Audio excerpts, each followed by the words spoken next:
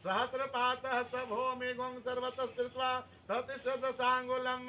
भगवान विष्णु रूप धारण कर लिए राजा है, यानी वामन भगवान और पृथ्वी से लेकर के आकाश से लेकर के स्वर्ग को छूने लगे और दो पग में, यानी दो चरण दो पग में तीनों लोक को नाप लिए, यानी पृथ्वी लोक, पाताल लोक और स्वर्ग लोक, तीनों लोक को नाप लिए, 14 भुवन को नाप लिया।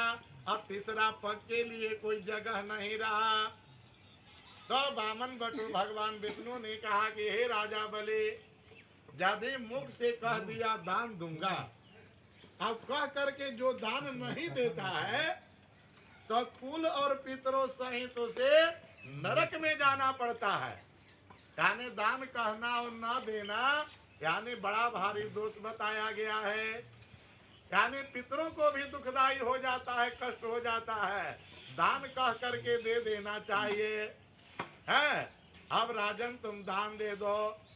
राजा बलि ने कहा कि भगवान मैं घबराता नहीं हूँ, है हमारे पितामह यानी हमारे बाबा दादा जो थे प्रहलाद जी थे, जब वही नहीं घबराए तब मैं उनका पोता होके नहीं घबराऊंगा। है हमारे शरीरवे को दान ले लीजिए, हमारे तीसरा पग अपना हमारे मस्तक पर रखिए और मुझे ही दान ले लीजिए। तब वामन बटु भगवान ने यानी राजा बलि के मस्तक पर जो है पैर रखा और दान जब शरीर को दान ले लिया है, और फिर भगवान प्रसन्न हो गए। आप प्रसन्न होकर के बोले कि हे राजा बलि, आज तुम्हारे दान से मैं बड़ा प्रसन्न हूँ। तो राक्षसवन जो थे राजा बलि के सेना ले अस्त्र शस्त्र अब भगवान विष्णु को मारने के लिए दौड़ने लगे। मारो मारो, काटो काटो, ठग है ठग है, हमारे राजा को छल लिया है, दान के बहाने सारे पृथ्वी और स्वर्ग और आकाश पाताल सब नाप लिया, ठग है, मारो मारो।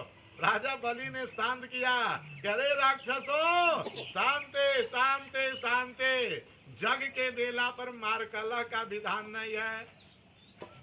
जग का संकल्प लिए हो तो क्रोध को पी जाना, गुस्सा को पी जाना यही धर्म है, सहन करना धर्म है।